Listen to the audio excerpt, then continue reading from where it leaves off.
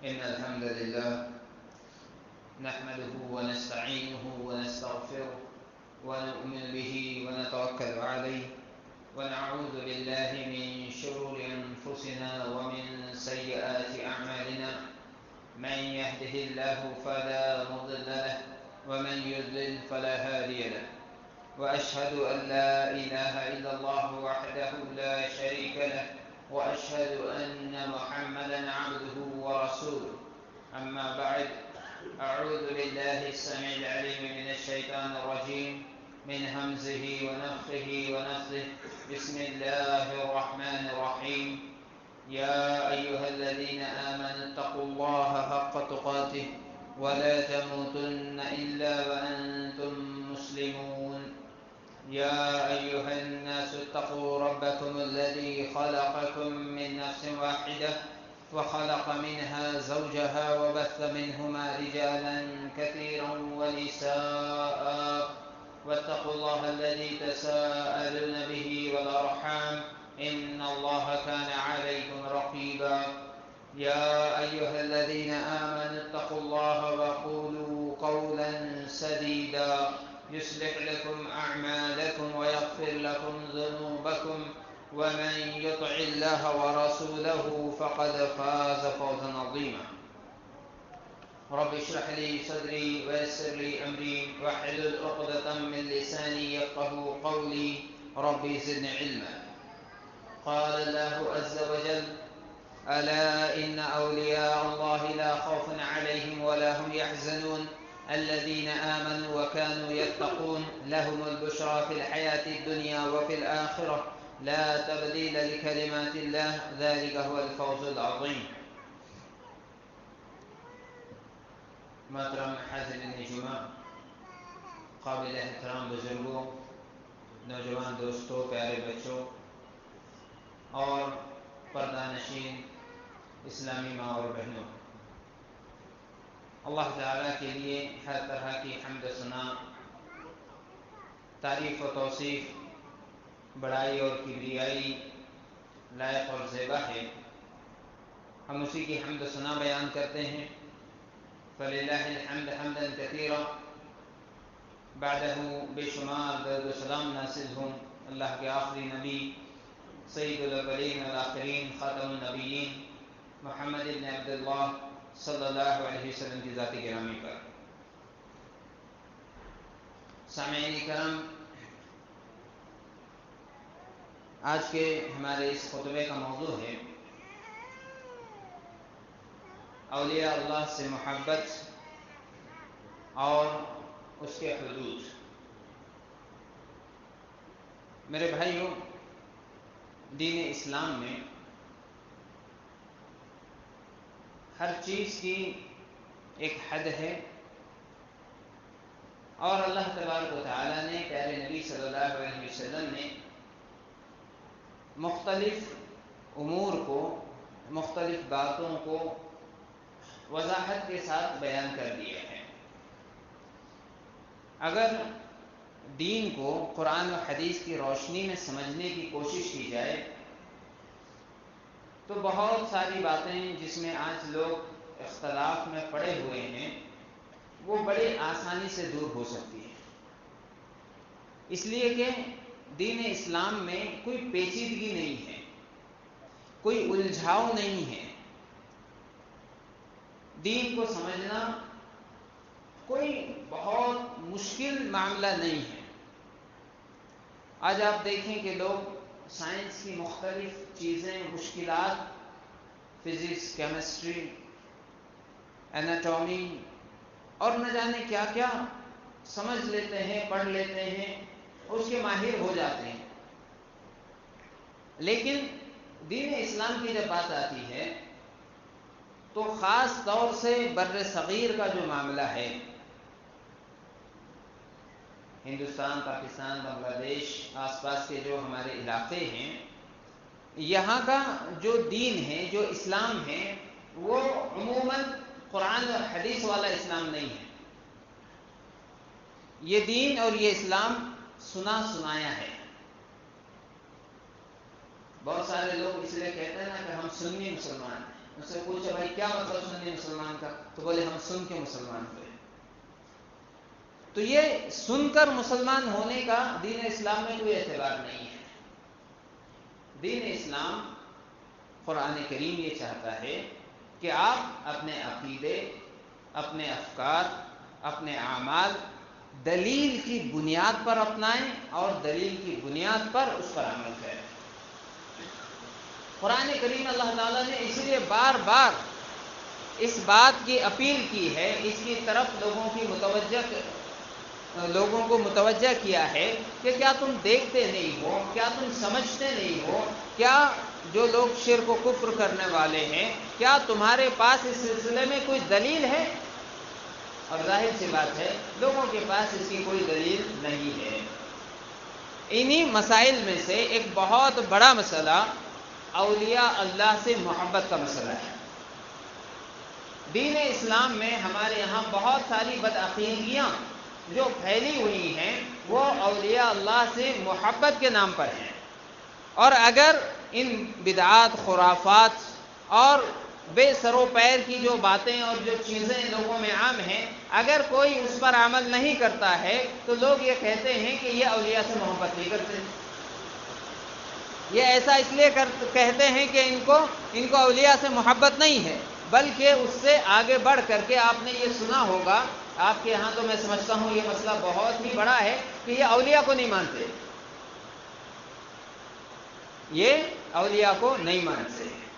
تو ہم آج یہ سمجھنے کی کوشش کریں گے کہ یہ اولیاء ہیں کیا، اور قرآن و حدیث میں ان کے سلسلے میں کیا رہنمائی آئی ہے، اور ان کے بارے میں ہمارا موقف کیا ہونا چاہیے۔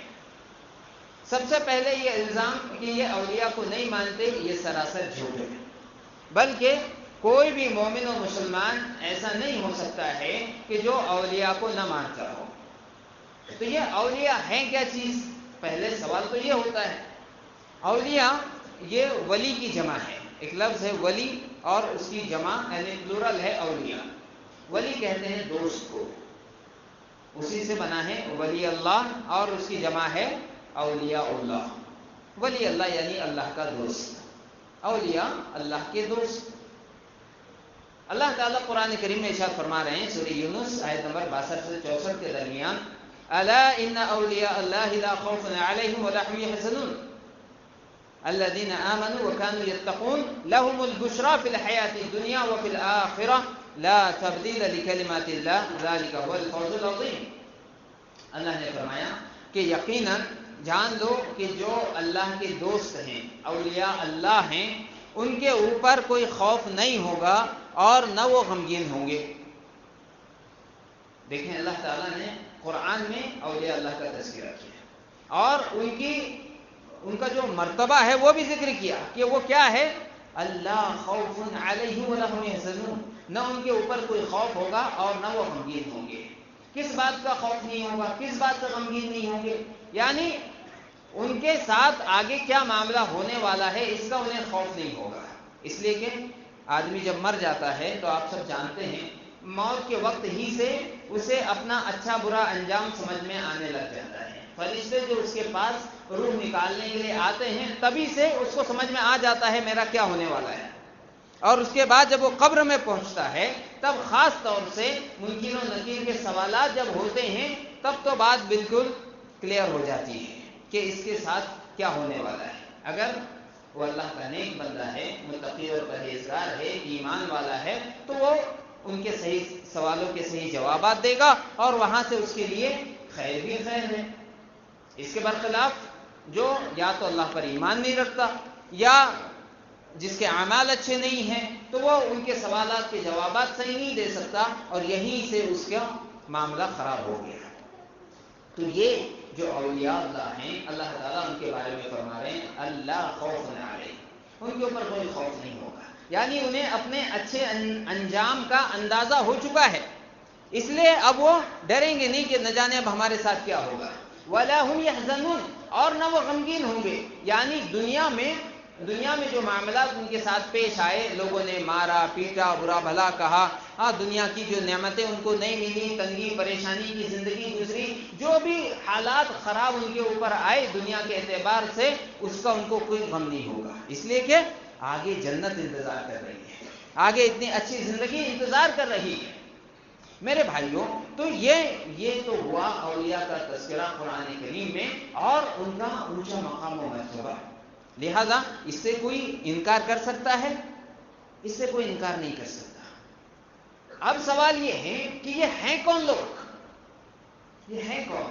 اللہ تعالیٰ آگے ارشاد فرماتے ہیں الذین آمنوا وکانوا یتقون، یہ وہ لوگ ہیں جو ایمان لائے اور جنہوں نے تقوی اور پرہیزگاری کی زندگی گزاری۔ یہ وہ لوگ ہیں جو ایمان لائے، تقوی اور پرہیزگاری کی زندگی انہوں نے گزاری۔ لہم البشریٰ فی الحیاۃ الدنیا وفی الآخرہ، تو ان کے لیے دنیا میں بھی خوشخبری ہے اور آخرت میں بھی خوشخبری ہے۔ میرے بھائیوں، اللہ تعالیٰ نے بالکل صاف طور سے بیان فرما دیا کہ ولی ہوتا کون ہے، اللہ کا ولی ہے کون۔ آپ دیکھیں کہ اگر کسی انتہائی برے آدمی کو جو یعنی شرابی ہے، جواری ہے اور دنیا بھر کی برائیاں کرنے والا ہے، اس کو اگر کوئی کہے کہ دیکھو تمہارا دوست ہے، تو آپ کیا کریں گے؟ آپ مانیں گے؟ ظاہر سی بات ہے کوئی بھی شریف آدمی اس کو قبول نہیں کرے گا کہ وہ میرا دوست کہاں سے ہو گیا، کیوں اس کو میری طرف اس کو منسوب کرتے ہو؟ کوئی اچھا آدمی اس کو قبول نہیں کرے گا کہ کسی برے اور اس کے ناپسند آدمی کو اس کا دوست بیان کیا جائے۔ تو میرے بھائیوں، آپ یہ بتائیں، کیا مجھے اور آپ کو دنیا کے کسی انسان کو یہ اختیار ہوگا کہ وہ اللہ کے بتائے بغیر کسی کو اللہ کا ولی قرار دے؟ ہم ہوتے کون ہیں؟ اللہ نے کسی کو یہ اختیار نہیں دیا کہ وہ اللہ کے بتائے بغیر، نبی صلی اللہ علیہ وسلم کے بتائے بغیر کسی کو اللہ کا ولی قرار دے۔ یہ ہمارا اور آپ کا اختیار نہیں ہے کہ ہم کسی کو بھی کہہ دیں کہ یہ اللہ کا ولی ہے۔ اللہ نے صاف طور سے کہہ دیا جو اللہ پر ایمان رکھے گا، جو اللہ سے ڈرے گا، تقوی اور پرہیزگاری کی زندگی گزارے گا، وہ اللہ کا ولی ہے۔ اسی لیے علماء نے اس کے بارے میں کہا من كان مؤمنا تقيا كان لله وليا ومن لم يكن كذلك فليس بولي لله وإن كان معه بعد الإيمان والتقوى كان فيه شيء من الولاية۔ کہتے ہیں کہ جو آدمی مومن ہوگا، اللہ سے ڈرنے والا ہوگا، تو وہ اللہ کا ولی ہے، اور جو ایسا نہیں ہے، جو ایمان والا نہیں ہے، جس کے اندر تقوی اور پرہیزگاری نہیں ہے، وہ کبھی بھی اللہ کا ولی نہیں ہو سکتا۔ جس کے اندر ایمان کم یا زیادہ ہوگا، تقوی اور پرہیزگاری کم یا زیادہ ہوگی، اس کا ولایت میں مقام اتنا ہی اونچا ہوگا۔ اسی لیے علماء نے یہ بھی لکھا ہے کہ جتنے انسان ہیں، ان کی اللہ کے پاس صرف دو کیٹیگری ہے، یا تو وہ اولیاء الرحمن ہیں یا اولیاء الشیطان ہیں۔ اگر وہ اللہ پر ایمان رکھتا ہے، اللہ سے ڈرتا ہے، اللہ کی مرضی کی زندگی گزارتا ہے، تو وہ اللہ کا ولی ہے۔ ہو سکتا ہے کسی کا مقام بہت اونچا ہے، کسی کا مقام نیچا ہے، لیکن جو مومن نہیں ہے، جو تقوی اور پرہیزگاری کی زندگی نہیں گزارتا، وہ کبھی بھی اللہ کا ولی نہیں ہو سکتا ہے۔ اسی لیے یہ کہ کوئی ننگ دھڑنگ ہے اور کوئی نہ کبھی نماز پڑھتا ہے، نہ روزہ رکھتا ہے، نہ کبھی ایمان کا اسے کوئی پتہ ہے، لوگوں کو گالیاں بکتا ہو، لوگوں کو پتھر مارتا ہو، اسے ولی اللہ کہنا یہ سراسر ظلم ہے، اللہ تبارک و تعالیٰ کی شان میں گستاخی ہے۔ ہمیں اور آپ کو دنیا کے کسی آدمی کو یہ اختیار نہیں ہے کہ وہ کسی کو سرٹیفائی کرے کہ یہ اللہ کا ولی ہے۔ بھلے ہی وہ ہو سکتا ہے بڑا دیندار نظر آتا ہو، دلوں کا حال اللہ تعالیٰ جانتا ہے۔ اس لیے جسے اللہ نے قرآن میں ڈکلیئر کیا، جس کے بارے میں انبیاء اکرام علیہم الصلاۃ والتسلیم نے بیان کیا، اس کے بارے میں ہم کہیں گے کہ یہ اللہ کا ولی ہے۔ باقی جو لوگ مومن ہیں اور ہمیں نیک نظر آتے ہیں، ان کے بارے میں ہم اچھا خیال رکھیں گے، لیکن ان کو یہ کہنا کہ یہ اللہ کا ولی ہے، یہ زیادتی ہے۔ عزیزان گرامی، اسی لیے یہ بات سمجھ لیجئے کہ دنیا بھر میں جو لوگوں نے بڑے بڑے اولیاء ڈکلیئر کر رکھے ہیں، یہ فلاں بابا، وہ فلاں بابا، وہ فلاں شاہ، وہ فلاں، یہ ساری باتیں یہ لوگوں کی منمانی ہے اور شریعت میں اس کی کوئی دلیل موجود نہیں ہے۔ اللہ رب العالمین نے آگے ارشاد فرمایا لا تبدیل لکلمات اللہ، اللہ کے کلمات بدلا نہیں کرتے، اور یہ بہت زبردست کامیابی ہے۔ یعنی جو ایمان لے آئے، تقوی اور پرہیزگاری اختیار کرے، تو یہ بہت بڑی کامیابی ہے میرے بھائیوں۔ اب یہ اولیاء سے جو محبت ہے، جو واقعی ہم کو نظر آتا ہو کہ ایک آدمی ہے متقی اور پرہیزگار ہے، دیندار ہے، تو اس سے محبت یہ ہمارے دین کا حصہ ہے۔ ان سے محبت یہ ہمارے دین کا حصہ ہے۔ جو شروع میں نے بات کہی تھی، لوگ یہ کہتے ہیں کہ یہ اولیاء کو نہیں مانتے یا اولیاء سے محبت نہیں کرتے، یہ سراسر زیادتی ہے۔ یہ ناممکن ہے کہ کوئی نیک آدمی ہو، متقی اور پرہیزگار ہو، چاہے زندہ ہو چاہے مردہ ہو، اس سے کوئی مومن اور مسلمان محبت نہ کرے، یہ ناممکن ہے۔ اللہ کے نبی جناب محمد رسول اللہ صلی اللہ علیہ وسلم نے ارشاد فرمایا، المرء علی دین خلیلہ، کہ آدمی اپنے دوست کے دین پر ہوتا ہے۔ یعنی آپ جیسے آدمی کو اپنا دوست بنائیں گے تو آپ کا معاملہ ویسا ہی ہوگا۔ ایک تو اسی سے جوڑ کر کے اس حدیث کو دیکھیے، اللہ کے نبی صلی اللہ علیہ وسلم نے ارشاد فرمایا کہ جو آدمی جن لوگوں کا طرز عمل اختیار کرتا ہے، اللہ تبارک و تعالیٰ کے نزدیک وہ انہی میں سے شمار ہوگا۔ یعنی اگر کوئی آدمی یہودیوں جیسا طریقہ اپنائے، چاہے ان کے تہوار کا معاملہ ہو، ان کے پہناوے کا معاملہ ہو، ان کے طرز عمل کا معاملہ ہو، کوئی نصارہ اور عیسائیوں کی طرح طرز عمل اپنائے، کوئی ہندوؤں کی جیسا بننے کی کوشش کرے، اللہ کے نزدیک اس کا معاملہ ویسا ہی ہوگا۔ اس سے بڑھ کر کے آپ دیکھیں، اللہ کے نبی صلی اللہ علیہ وسلم کی نہایت پیاری حدیث ہے، اور دیکھیں سب سے بڑا ولی کون ہے اس دنیا میں؟ اللہ تعالیٰ کا سب سے بڑا ولی کون ہے؟ بلا شک بلا تردد اللہ کے آخری نبی محمد الرسول اللہ صلی اللہ علیہ وسلم۔ حضرت ابراہیم خلیل اللہ، جن کو اللہ تبارک و تعالیٰ نے اپنا خلیل قرار دیا۔ تو میرے بھائیوں، اللہ کے نبی جناب محمد رسول اللہ صلی اللہ علیہ وسلم نے ارشاد فرمایا، انک مع من احببت۔ حضرت انس رضی اللہ تعالیٰ عنہ راوی ہیں، وہ کہتے ہیں کہ ایک آدمی اللہ کے نبی صلی اللہ علیہ وسلم کے پاس آیا اور کہنے لگا، اے اللہ کے رسول، قیامت کب آئے گی؟ آپ صلی اللہ علیہ وسلم نے اس سے پوچھا، وما عادت لها، تو نے قیامت کی کیا تیاری کی ہے؟ اس نے کہا کچھ بھی نہیں، یعنی نماز روزہ جو عام اعمال ہے وہ سب تو وہ کرتا ہی تھا۔ کہا کوئی خاص ایسی تیاری میری نہیں ہے، لیکن میں اللہ اور اس کے رسول سے محبت کرتا ہوں۔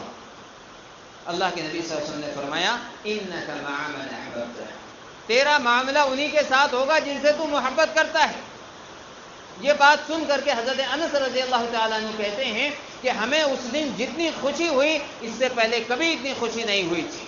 کس بات پر؟ انک مع من احببت، کہتے ہیں کہ میں اللہ کے رسول سے محبت کرتا ہوں، میں ابو بکر سے محبت کرتا ہوں، میں عمر اور عثمان سے محبت کرتا ہوں رضی اللہ تعالیٰ عنہم اجمعین، اور مجھے اللہ تعالیٰ سے امید ہے کہ اللہ تبارک و تعالیٰ میرا معاملہ انہی کے ساتھ کرے گا، اگرچہ میرے اعمال ان کے جیسے نہیں ہیں۔ اللہ اکبر۔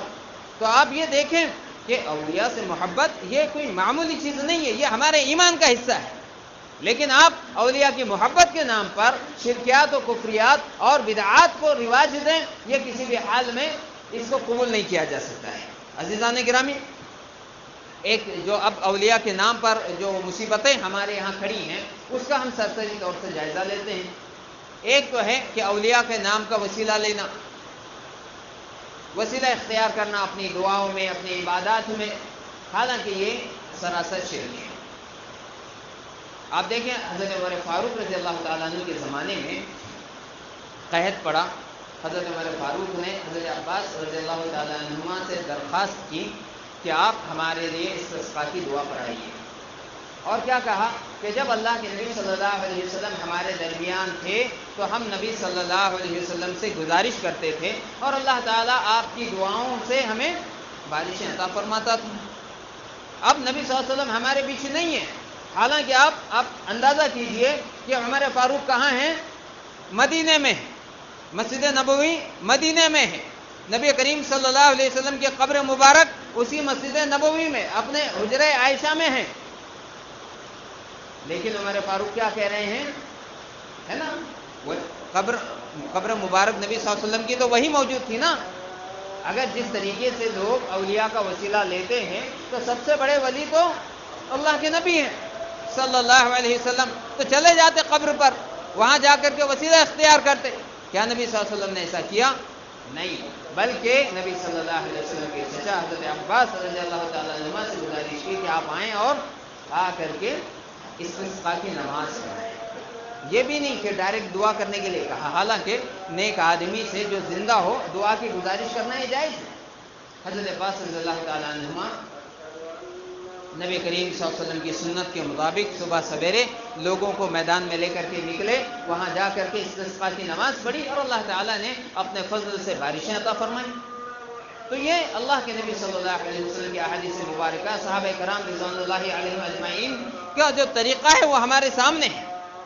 میرے بھائیوں، اب آپ دیکھیں کہ یہی جو اولیاء اللہ ہیں ان کی محبتوں کے نام پر عرس لگائے جاتے ہیں، میلے اور ٹھیلے لگائے جاتے ہیں، نہ جانے کیا کیا کیا جاتا ہے. اب اس میں وہاں ہر پہنچنے والے کا معاملہ الگ ہے. کوئی تو جا کر کے وہاں سجدہ بھی کر رہا ہے، کوئی جا کر کے وسیلہ لے رہا ہے، کوئی جا کر کے فاتحہ پڑھ رہا ہے، کوئی اور نہ جانے کیا کیا کر رہا ہے. سب سے کم جو معاملہ ہے، لوگ کیا کہتے ہیں کہ یہ ساری باتیں ہم ایصال ثواب کے لیے کرتے ہیں. یہ ساری باتیں ہم ایصال ثواب کے لیے کرتے ہیں.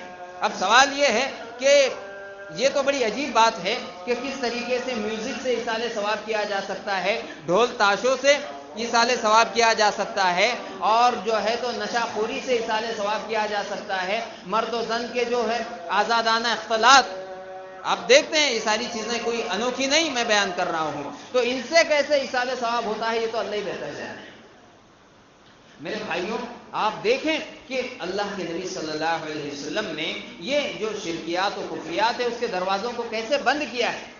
ایک آدمی اللہ کے نبی صلی اللہ علیہ وسلم کے پاس آیا اور آ کر کے کہنے لگا کہ میں نے یہ نذر مانی ہے کہ مقام بوانہ پر اللہ کے لیے ایک اونٹ قربان کروں گا. دیکھیں، جانور ذبح کرنا ہے، کس کے لیے ذبح کرنا ہے؟ اللہ کے لیے، اللہ کے نام پر. کوئی ایصال ثواب نہیں ہے، کوئی غیر اللہ کا نام نہیں لینا ہے، کوئی چیز نہیں ہے. صرف کیا کہا؟ مقام بوانہ پر میں ایسا کرنا چاہتا ہوں. اللہ کے نبی صلی اللہ علیہ وسلم نے کہا کیا وہاں کوئی جاہلیت میں کوئی بت وغیرہ تھا جس کی لوگ عبادت کرتے رہے ہوں؟ تو لوگوں نے بتایا نہیں. کہا کیا وہاں پہلے کوئی میلہ ٹھیلا کچھ لگتا تھا جاہلیت کا؟ کہا کہ ایسا بھی نہیں ہے. تو جب یہ ساری تحقیق کر لی گئی تو نبی صلی اللہ علیہ وسلم نے اجازت دی کہ ٹھیک ہے تم وہاں پر اپنی نذر پوری کر سکتے ہو، قربانی کر سکتے ہو.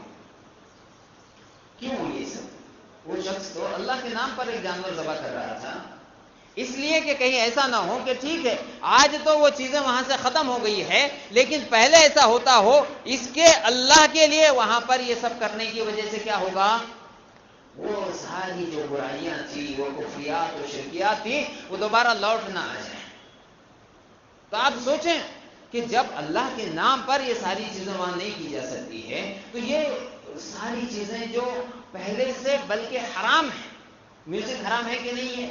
اللہ کے نبی صلی اللہ علیہ وسلم نے کہا کہ مجھے میوزیکل انسٹرومنٹس، موسیقی کے آلات کو ختم کرنے کے لیے بھیجا گیا ہے، اور وہی محبت رسول کے نام پر کیا کر رہے ہیں؟ ڈی جے بجا رہے ہیں. آپ جانتے ہیں کہ اسلام نے عورت کو کتنا پردہ کرنے کا حکم دیا ہے.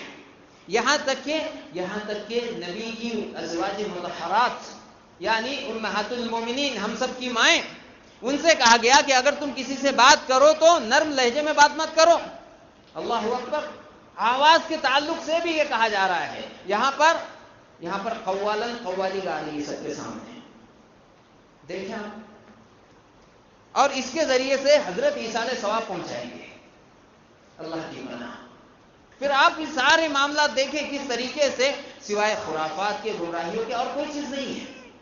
عزیزان گرامی، آگے بڑھتے ہیں. آپ دیکھیں اللہ کے نبی جناب محمد رسول اللہ صلی اللہ علیہ وسلم نے ارشاد فرمایا، جو لوگ کہتے ہیں نا کہ ہم یہ ساری چیزیں عرس میلے یہ سب ایصال ثواب کے لیے ہیں، اللہ کے نبی صلی اللہ علیہ وسلم کی حدیث سنیں. حضرت ابو ہریرہ رضی اللہ تعالیٰ عنہ راوی ہے، کہتے ہیں قال رسول اللہ صلی اللہ علیہ وسلم لا تجعلوا بيوتكم قبورا ولا تجعلوا قبري عيدا وصلوا علي فإن صلاتكم تبلغني حيث كنتم. سنن داؤد کی روایت ہے، اللہ کے نبی صلی اللہ علیہ وسلم فرماتے ہیں کہ اپنے گھروں کو قبرستان مت بناؤ، اپنے گھروں کو قبرستان مت بناؤ، اور میری قبر کو میلے کی جگہ مت بناؤ. ولا تجعلوا قبری عیدا، کہ سب ایک ساتھ آئیں، اور زیارت کے نام پر اور خوب میلہ کھیلا ساری چیزیں لگے، یہ سب میرے قبر پر نہیں ہونا چاہیے۔ ہاں تم مجھ پر درود و سلام پڑھا کرو، اور جہاں سے بھی پڑھو گے وہ مجھ تک پہنچا دیا جائے گا۔ تو اللہ کے نبی صلی اللہ علیہ وسلم نے کہا کہ اپنے گھروں کو قبرستان مت بناؤ۔ کیا مطلب قبرستان مت بناؤ؟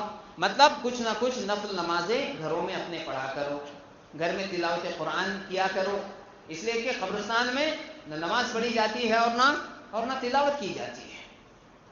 یہ کیا کرو؟ اپنے گھروں میں تلاوت کرو اور اس میں نمازیں پڑھو۔ عورتوں کو تو نمازیں پڑھنا ہی چاہیے، مردوں کو بھی جو اپنی نفل نمازیں ہیں، سنت نمازیں ہیں، وہ کوشش کرنی چاہیے کہ وہ گھروں میں پڑھیں۔ اور کیا کہا؟ میری قبر کو میلے کی جگہ مت بناؤ۔ جب نبی صلی اللہ علیہ وسلم کی قبر پر میلہ نہیں ہو سکتا ہے تو کسی اور کی قبر پہ ہو سکتا ہے؟ ظاہر سی بات نہیں ہو سکتا۔ ہاں یہ کہا کہ تمہیں میری قبر تک بھی آنا کوئی ضروری نہیں ہے، جہاں سے چاہو درود پڑھو، اللہ تبارک و تعالیٰ جس طریقے سے چاہے گا آپ صلی اللہ علیہ وسلم تک اسے پہنچا دے گا۔ میرے بھائیوں، اسی طریقے سے ایک بات یہ کہی جاتی ہے کہ ہم زیارت قبر کے لیے وہاں جاتے ہیں، قبروں کی زیارت کے لیے جاتے ہیں۔ قبروں کی زیارت ثابت ہے، اللہ کے نبی صلی اللہ علیہ وسلم نے اس کا حکم دیا ہے، لیکن کیسے؟ اس طرح سے میلہ لگا کر نہیں۔ سب سے پہلی تو بات یہ ہے کہ آپ سب جانتے ہیں قبر کو پختہ کرنا ہی حرام ہے۔ قبر کو پکی کرنا، اس کے اوپر اینٹوں کا استعمال کرنا، چونے کا، سیمنٹ کا استعمال کرنا، یہی چیز حرام ہے۔ اب آپ سوچیں کہ اس پر ایک جو ہے تو 10-20 فٹ کا گنبد بنا دینا، پھر اس کے بعد یہ ساری چیزیں میلے ٹھیلے سب کرنا، اس کی اسلام میں کوئی گنجائش نہیں ہے۔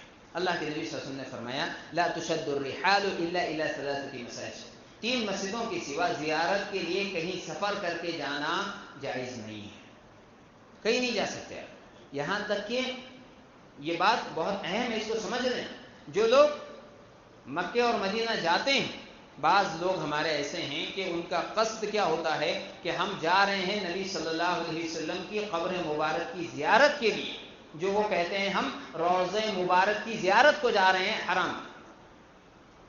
آپ کا قصد آپ حج پہ جا رہے ہیں، عمرے پہ جا رہے ہیں تو حج اور عمرہ ہونا چاہیے۔ وہاں سے آپ مدینہ جا رہے ہیں، آپ کا قصد، آپ کا ارادہ، آپ کی نیت مسجد نبوی کی زیارت ہونا چاہیے۔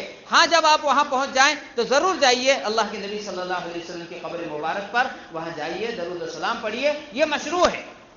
لیکن آپ کے سفر کا قصد اگر قبر مبارک ہے تو ناجائز و حرام ہے۔ اس بات کو سمجھنے کی ضرورت ہے میرے بھائی۔ عزیزان گرامی، آپ اسی طریقے سے بہت سارے لوگ ہیں جو مردوں کو مددگار سمجھتے ہیں کہ وہ ہمارے کسی کام آ جائیں گے، یہ کہتے ہیں کہ ان کا بڑا مقام و مرتبہ ہے، فلاں ہیں، یہ ساری چیزیں ہیں۔ دین و شریعت میں اس کا کوئی مقام نہیں ہے۔ میں نے جو حضرت عباس رضی اللہ تعالیٰ عنہ کے استسقاء کی نماز کی حدیث آپ کے سامنے پیش کی ہے، آپ اسی سے دیکھ لیں کہ اگر میت سے دعا کرانا ثابت ہوتا، وسیلہ ثابت ہوتا، تو نبی صلی اللہ علیہ وسلم سے بڑھ کر کس کا مقام ہے؟ نبی کریم صلی اللہ علیہ وسلم سے بڑھ کر کے کس کا مرتبہ ہے میرے بھائیوں؟ اللہ تعالیٰ تو ارشاد فرماتا ہے ادعونی استجب لکم، مجھے پکارو میں تمہاری دعا قبول کروں گا۔ نحن اقرب الیہ من حبل الورید، ہم تمہارے شہرت سے بھی زیادہ قریب ہیں۔ جو تم دعا کرو گے اللہ تبارک و تعالیٰ اس کو ضرور قبول کرے گا۔ اب ایک دھوکہ ہے سجدہ تعظیمی کا دھوکہ۔ لوگ یہ کہتے ہیں کہ ہم وہاں جاتے ہیں، جو لوگ سجدہ کرتے ہیں ان کو سمجھائے تو کیا کہتے ہیں؟ ہم سجدہ عبادت نہیں کرتے، ہم کیا کرتے ہیں؟ سجدہ تعظیمی کرتے ہیں۔ ہاں، یہ ایسے کھانے کے بجائے ایسے کھانے والی بات ہے۔ تو یہ سجدہ تعظیمی کیا چیز ہے آپ دیکھیں، اور پھر حضرت آدم علیہ السلام کے سجدے والی بات کہی جا سکتی ہے، یا حضرت یوسف علیہ السلام کے سجدے والی بات کہی جا سکتی ہے۔ آپ دیکھیں وہ شریعتیں ہماری شریعت نہیں ہیں، سب سے پہلی بات یہ ہے وہ شریعتیں ہماری شریعت نہیں ہیں۔ اور چونکہ وہ سجدہ اللہ تعالیٰ نے مشروع کیا تھا، حکم کس کا تھا؟ اللہ تعالیٰ کا تھا۔ اگر اللہ تعالیٰ ہمیں امت محمدیہ میں اگر مشروع کر دیتا کہ فلاں کا سجدہ کرنا تو ہم بھی کرتے، کیونکہ وہ حکم اللہ کا ہے، وہ حکم اللہ کا ہے۔ اگر اللہ نے جس چیز کو سجدہ کرنے کو کہا ہے ہم اس کو کریں گے۔ اللہ نے جس کا سجدہ مشروع نہیں کیا، اپنی طرف سے باتیں بنانا جائز نہیں ہے۔ حدیث دیکھیے، اللہ کے نبی صلی اللہ علیہ وسلم کے پاس حضرت قیس بن سعد رضی اللہ تعالیٰ عنہ آئے. لمبی حدیث ہے، اس کی عربی چھوڑ دیتے ہیں ہم. یہ صحابی ایک سفر پر گئے تھے اور انہوں نے وہاں حیرہ کے مقام پر دیکھا کہ لوگ اپنے سرداروں کو سجدہ کرتے ہیں. جب واپس آئے تو نبی صلی اللہ علیہ وسلم کے پاس آئے اور کہنے لگے کہ میں نے حیرہ میں دیکھا کہ لوگ اپنے سرداروں کو سجدہ کر رہے ہیں. تو اللہ کے رسول صلی اللہ علیہ وسلم، آپ سے بڑھ کر کے ہستی کس کی ہے، اس لیے آپ ہمیں اجازت دیں کہ ہم آپ کا سجدہ کیا کریں. اللہ کے نبی صلی اللہ علیہ وسلم نے اجازت دی. اچھا، یہ سجدہ کون سا تھا؟ صحابی جس سجدے کی اجازت مانگ رہے ہیں کون سا سجدہ تھا؟ سجدہ عبادت تھا؟ نہیں. ظاہر سی بات ہے وہ جس سجدے کی بات کر رہے تھے وہ تعظیم کے لیے ہی تھا. لیکن کیا نبی صلی اللہ علیہ وسلم نے اس کی اجازت دی؟ نبی صلی اللہ علیہ وسلم نے اس کی اجازت نہیں دی. اور کیا فرمایا؟ آپ صلی اللہ علیہ وسلم ارشاد فرماتے ہیں، بڑی پیاری بات ہے، ارأیت لو مررت بقبری اکنت تسجد له؟ قال قلت لا. قال فلا تفعلوا لو كنت آمرا أحدا أن يسجد لأحد لأمرت النساء أن يسجدن لأزواجهن لما جعل الله لهم عليهن من الحق. اللہ نے نبی صلی اللہ علیہ وسلم سے پوچھا، یہ بتاؤ کہ میری وفات کے بعد میری قبر اس کے پاس سے اگر تمہارا گزر ہو تو سجدہ کرو گے؟ اب یہ صحابہ کرام کی جو سوچ تھی، ان کی جو فکر تھی، اس کو بھی غور کرنا چاہیے. ابھی کوئی حکم نہیں آیا. نبی صلی اللہ علیہ وسلم کیا کہہ رہے ہیں کہ میرے بعد، میری وفات کے بعد اگر میری قبر سے گزرو گے تو کیا سجدہ کرو گے؟ کہا نہیں.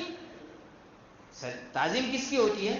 زندہ انسان کی ہوتی ہے. گویا کہ اس حصے سے بھی وہ جو سوچ ہے کہ ہم سجدہ تعظیمی کر رہے ہیں باطل ہو گئی. ابھی اور آگے بڑھیے. اللہ کے نبی صلی اللہ علیہ وسلم فرماتے ہیں تو پھر جیتے جی بھی مت کرو. جب تم مرنے کے بعد میری قبر کو سجدہ نہیں کرنے والے ہو تو جیتے جی بھی نہیں کرو. کس کو؟ نبی پاک سید الاولین والآخرین. سوچیے آپ، تمام انسانوں کے سردار، تمام نبیوں کے سردار، سب سے عظیم ہستی، نبی کریم صلی اللہ علیہ وسلم نے اجازت نہیں دی کہ آپ صلی اللہ علیہ وسلم کو سجدہ کیا جائے. اور کیا کہا؟ اگر میں کسی کو کسی کا سجدہ کرنے کی اجازت دیتا، کسی انسان کو کسی انسان کا سجدہ کرنے کی اجازت دیتا، تو میں عورتوں کو حکم دیتا کہ وہ اپنے شوہروں کا سجدہ کرے، اس عظیم حق کی وجہ سے جو اللہ تعالیٰ نے مردوں کا عورتوں پر رکھا ہے. لیکن اس کی بھی اجازت نہیں ہے. اللہ اکبر. میرے بھائیوں، اگر نبی آخر الزمان محمد عربی صلی اللہ علیہ وسلم کو اگر سجدہ نہیں کیا جا سکتا، سجدہ تعظیمی، تو جس کو ہم نے ڈکلیئر کر رکھا ہے اس کو کیسے سجدہ کیا جا سکتا ہے؟ عزیزان گرامی، لوگ غیر اللہ کے نام پر جانور ذبح کرتے ہیں. شروع میں نے بوانہ والی حدیث آپ کے سامنے پیش کی، لہذا یہ ناجائز ہے. اللہ تعالیٰ نے ارشاد فرمایا، انما حرم علیکم المیتۃ والدم ولحم الخنزیر وما اہل به لغیر اللہ فمن اضطر غیر باغ ولا عاد فلا اثم علیہ ان اللہ غفور رحیم. سورہ بقرہ میں اللہ تعالیٰ نے ارشاد فرمایا کہ اللہ تعالیٰ نے تم پر حرام کر دیا ہے خون کو، اور اسی طریقے سے خنزیر کے گوشت کو، اور جو اللہ کے علاوہ کسی کے نام پر منسوب کیا جائے. اب اس میں بہت ساری باتیں شامل ہیں. آدمی غیر اللہ کے لیے ذبح کرے تو بھی اس میں شامل ہے. کوئی غیر اللہ کے لیے ذبح کر رہا ہے لیکن بسم اللہ کہہ کے ذبح کر رہا ہے تو بھی اس میں شامل ہے. کوئی غیر اللہ کے نام پر بغیر کسی نام کے ذبح کر رہا ہے تو بھی اس میں شامل ہے. کوئی اللہ کے نام پہ ذبح کرے، غیر اللہ کا نام لے تو بھی اس میں شامل ہے. اس لیے غیر اللہ کے نام پر، اور صرف ذبیحہ نہیں، اب آپ کوئی مٹھائی تولیں، آپ کوئی اور چیز کریں، ساری کی ساری چیزیں اس میں شامل ہوگی. بلکہ اللہ تعالیٰ نے ہمیں یہ حکم دیا ہے، قل ان صلاتی و نسکی و محیای و مماتی للہ رب العالمین. آپ کہہ دیجئے کہ میری نماز اور میری قربانی اور ساری کی ساری عبادت، قل ان صلاتی و نسکی، بلکہ و محیای و مماتی للہ رب العالمین، میرا جینا مرنا سب کچھ اللہ رب العالمین کے لیے ہے. عزیزان گرامی، دراصل لوگ یہ سمجھتے ہیں کہ بس جو لکڑی اور پتھر کی مورتیں ہوتی ہیں وہی غیر اللہ ہے نا، وہی غیر اللہ ہے. آپ سوچیں کوئی مسلمان اس کا تصور نہیں کرے گا کہ کوئی جا کر کسی مورتی کے سامنے متھا ٹیک دے، حالانکہ آج کل وہ بھی دیکھنے کو مل رہا ہے. اللہ سب کو نیک ہدایت عطا فرمائے. میرے بھائیوں، نہیں، آپ جانیں اگر آپ نے کسی کے بھی ساتھ اگر وہ معاملات کیے جس کا حق صرف اللہ تعالیٰ کو ہے تو آپ نے اس کی عبادت کی، آپ نے اس کو پرستش کی، آپ نے اسے معبود بنایا۔ قرآن کریم میں آپ دیکھیں سورہ مائدہ میں اللہ تعالیٰ ارشاد فرماتے ہیں وَإِذْ قَالَ اللَّهُ يَا عِيسَى ابْنَ مَرْيَمَ أَأَنْتَ قُلْتَ لِلنَّاسِ اتَّخِذُونِي وَأُمِّي إِلَٰهَيْنِ مِن دُونِ اللَّهِ قَالَ سُبْحَانَكَ مَا يَكُونُ لِي أَنْ أَقُولَ مَا لَيْسَ لِي بِحَقٍّ۔ اللہ تعالیٰ فرماتے ہیں اس وقت کو یاد کرو جب اللہ تعالیٰ حضرت عیسیٰ علیہ السلام سے کہے گا۔ حضرت عیسیٰ کون ہے؟ ولی اللہ ہے کہ نہیں ہے؟ ہے کہ نہیں؟ حضرت عیسیٰ ولی اللہ ہے کہ نہیں؟ اللہ تبارک و تعالیٰ حضرت عیسیٰ علیہ السلام سے پوچھے گا اے عیسیٰ بن مریم بتاؤ کیا تم نے لوگوں سے کہا تھا کہ مجھے اور میری ماں کو یعنی مریم علیہ السلام کو اللہ کے سوا معبود بنا لینا؟ اب ان کے ساتھ کیا ہوتا ہے؟ عیسائی حضرت عیسیٰ اور مریم کے ساتھ کیا کرتے ہیں؟ وہ معاملات جو جس کا حق ان کو نہیں ہے، جیسے اللہ تعالیٰ اللہ کے نبی صلی اللہ علیہ وسلم نے کہا لا تطرونی کما اطرت النصارى عیسیٰ ابن مریم، میرے ساتھ ویسا معاملہ مت کرنا جیسے عیسائیوں نے عیسیٰ بن مریم کے ساتھ کیا ہے نا، حد سے آگے ان کو بڑھا دیا۔ تو میرے بھائیوں اگر ان اولیاء اللہ کے ساتھ بھی ہم ان سے محبت اپنی جگہ ہے، یہ ہمارے ایمان کا حصہ ہے، اگر ان سے کوئی صحیح بات ثابت ہے دین کی، کچھ انہوں نے دعوت و تبلیغ کا کام کیا ہے تو اس کو سننا ماننا، جو صحیح باتیں ہیں اس کو قبول کرنا، ان کے لیے دعائیں کرنا، یہ سب حق ہے۔ لیکن اس کو چھوڑ کر کے کوئی معاملہ ان کے حق سے زیادہ کرو گے تو اس کی اجازت نہیں ہے۔ اللہ رب العالمین نے اسی لیے ہم سب کو غلو سے منع کیا ہے، کسی بھی معاملے میں حد سے آگے نہیں بڑھنا چاہیے۔ جیسے ہی آپ غلو میں شامل ہوں گے دین آپ کا برباد ہو جائے گا۔ سب سے پہلے اس دنیا میں جو شرک ہوا حضرت نوح علیہ السلام کے زمانے میں وہ اسی وجہ سے تھا کہ لوگ غلو کرنے لگے۔ غلو یعنی کیا؟ کسی چیز کو اس کی حد سے آگے بڑھا دینا۔ مختصر تفصیل اس کی یہ ہے کہ کچھ نیک لوگ تھے، کہہ لیں اولیاء اللہ تھے ان کے زمانے کے، ان لوگوں نے کیا کیا جب وہ مر گئے تو شیطان نے آ کر کے کہا کہ دیکھو کتنے اچھے لوگ تھے، کتنی نیکیاں کرتے تھے، ذرا یہ جہاں بیٹھتے تھے نا وہی بیٹھا کرو، عبادت کیا کرو تاکہ تمہارے اندر اسپرٹ رہے ایمان کی، عبادت کی۔ لوگوں نے ویسا کرنا شروع کیا، تھوڑا وقت گزرا تو کہا ارے سب بھول جاؤ گے تم لوگ، ایسا کرو کہ ان کی کچھ پینٹنگ وینٹنگ بنا لو، کچھ اسٹرکچر بنا لو تاکہ یاد ان کی تازہ رہے۔ لوگوں نے ویسا کیا، پھر کچھ وقت گزرا، جب لوگ حقیقت بھول گئے 2-3 پیڑھیوں کے بعد تو شیطان نے آ کر کے کہا تمہارے باپ دادا ان کی عبادت کرتے تھے۔ یہیں سے جا کر کے اس قوم میں شرک شروع ہوگا۔ لہذا یہ جو چیزیں ہیں یہ میرے بھائیوں بہت خطرناک ہے، ان تمام چیزوں سے ہم کو بچنا بہت زیادہ ضروری ہے۔ جیسے اللہ کے نبی صلی اللہ علیہ وسلم نے خود کہا لا تطرونی کما اطرت النصارى۔ اسی لیے کسی بھی معاملے میں ہمیں حد سے آگے نہیں بڑھنا چاہیے، غلو سے ہمیں پرہیز کرنا نہایت ہی زیادہ ضروری ہے۔ ہمارے لیے مشکل یہ ہے کہ ہم دوسروں کو دیکھتے ہیں کہ وہ کیا کر رہے ہیں، وہ جو غلط کر رہے ہیں اس پر ہمیں افسوس ہوتا ہے، اس پر ہمیں ہنسی بھی آتی ہے۔ ہم خود کیا کر رہے ہیں اس کے بارے میں ہم نہیں سوچتے ہیں۔ ہمیں اپنے بارے میں بھی دیکھنا چاہیے، ہمارے پاس کتنا علم ہے، کیا ہم قرآن اور حدیث کے ماننے والے ہیں، کیا ہم قرآن اور حدیث کے کو صحیح طریقے سے حاصل کرنے والے ہیں۔ آج آپ دیکھیں کہ جو ہمارے درمیان اپنے آپ کو صحیح العقیدہ لوگ مانتے ہیں، قرآن و حدیث کے ماننے والے ہیں، ان کے اندر بھی ایک طرح کا غلو ہے۔ جو لوگ کوئی علم نہیں رکھتے ہیں، بے علم دائی ہمارے درمیان موجود ہیں، آپ یہ دیکھیں گے کہ جو بھی وہ کہہ دیں لوگ اس کو ماننے کے لیے تیار ہیں۔ آج ایک بہت بڑا طبقہ ہے، چاہے وہ مرزا انجینئر کی آپ بات کریں، چاہے اسی طریقے سے نئے نئے جو فتنے آتے ہیں، اپنے آپ کو بہت بڑے دائی کہنے والے لوگ ہیں، جو افسوس کی بات ہے کہ قرآن بھی ڈھنگ سے نہیں پڑھ سکتے، جن کی وجہ سے دین اسلام کا مذاق بن جاتا ہے، جن کی وجہ سے آپ دیکھیں گے سلفیت کا مذاق بن جاتا ہے۔ جو ایک دم واضح اسلام کی تعلیمات ہے، نماز و روزہ ہے، اس کے بارے میں بے سر و پیر کے فتوے دینے والے لوگ ہیں، لوگ ان کو بھی یعنی اس طریقے سے لے کر کے بیٹھے ہوئے ہیں کہ جو کچھ کہا ہے اس کو ہم مانیں گے اور چھوڑیں گے نہیں۔ میرے بھائیوں یہ بھی ایک غلو ہے جو انسان کو لے ڈوبے گا۔ لہذا ہمیں چاہے بات عقیدے کی ہو، چاہے بدعت و خرافات کی ہو، چاہے علم دین حاصل کرنے کی ہو، اسی لیے ہمارے سلف نے لکھا ہے العلم دین فانظروا عمن تأخذونہ، یہ جو علم ہے نا یہ معمولی چیز نہیں ہے، یہی دین ہے، علم ہی دین ہے، اس لیے تم کو یہ دیکھ لینا چاہیے کہ تم کس سے اپنا علم حاصل کر رہے ہو۔ میرے بھائیوں، اللہ تعالیٰ سے ہم یہی دعا کرتے ہیں کہ اللہ تبارک و تعالیٰ ہم تمام کو صحیح سمجھ عطا فرما۔ اللہ رب العالمین صحیح معنوں میں ہمیں قرآن و سنت کی طرف لوٹنے والا بنا۔ رب العالمین ہمیں ہمیشہ توحید کی عظمت کو سمجھنے اور اس کے مطابق زندگی بسر کرنے کی توفیق عطا فرما۔ رب العالمین بدعات و خرافات سے اور ہر طرح کی جو دین و شریعت کے خلاف جو باتیں ہیں اللہ اس سے ہمیں پرہیز کرنے کی توفیق عطا فرما۔ اے اللہ جب تک زندہ رکھ توحید پر، اتباع سنت پر زندہ رکھ۔ اے اللہ جب موت دے تو ایمان و اسلام پر دے۔ آمین یا رب العالمین۔ استغفر اللہ لی ولکم ولسائر المسلمین، آمین فاستغفروہ انہ غفور رحیم۔